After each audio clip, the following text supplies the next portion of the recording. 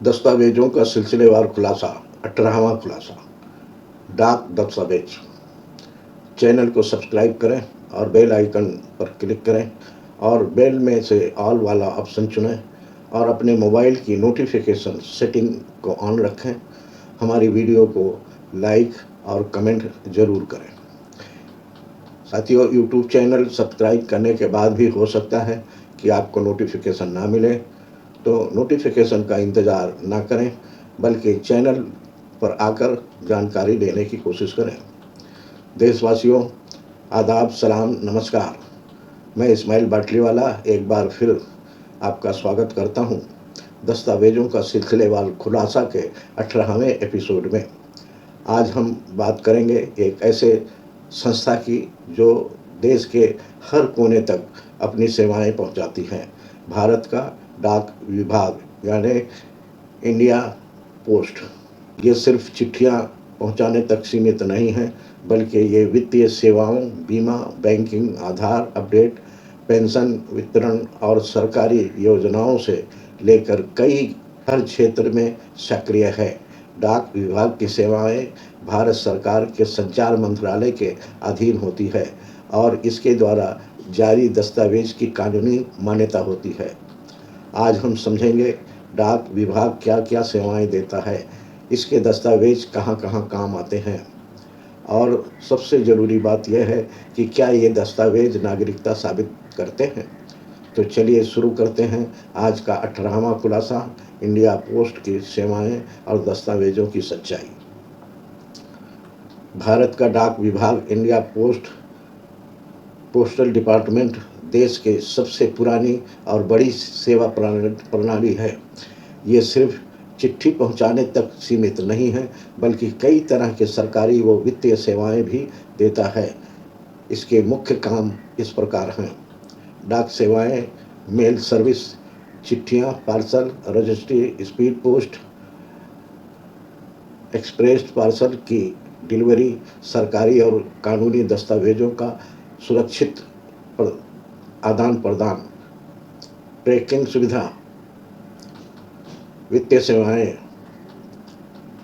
डाकघर बचत खाता, सावधि जमा, मासिक आय योजना, public provident fund, Sukanya Samriddhi योजना, किसान विकास पत्र, राष्ट्रीय बचत पत्र, डाकघर एटीएम और आधार लिंक्ड सेवाएं, डाकघर banking, Indian post payment bank,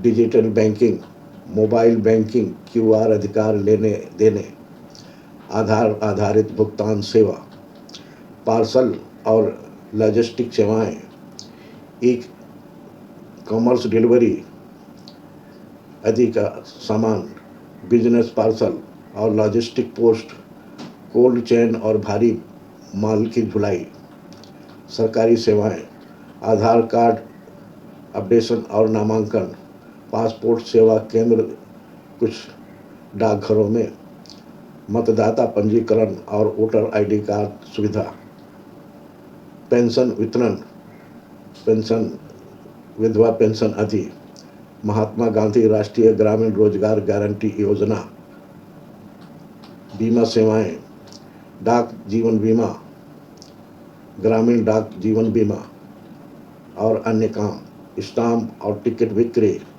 डाक टिकट संग्रह को बढ़ावा, सरकारी विज्ञापन और सूचनाएं भेजना, ग्रामीण इलाकों तक डिजिटल और वित्तीय सेवाएं पहुंचाना। डाक विभाग यानी इंडिया पोस्ट की सेवाएं भारत सरकार के संचार मंत्रालय के अधीन होते हैं, इसलिए इसकी सभी सेवाएं और दस्तावेजों की कानूनी मान्यता होती है। तो खुलासा ये है कि ये दूसरे दर्जे का दस्तावेज है, इसलिए नागरिकता अधिनियम के जांच पड़ताल के लिए इस दस्तावेज को नहीं लिया जा सकता है, मगर सरकार से मान्यता प्राप्त दस्तावेज है, इसलिए ये भी संभाल कर रखना चाहिए, क्योंकि किसी मोड़ पर दूसरे दस्तावेजों के सपोर्ट करने के लिए ये हो सकता है। आपके विचार हमारे लिए बहुत अहम हैं। कमेंट बॉक्स में अपनी बात ज़रूर लिखें, हम उन्हें पढ़ने के इच्छुक रहते हैं। अगला खुलासा कल शाम 5 बजे होगा।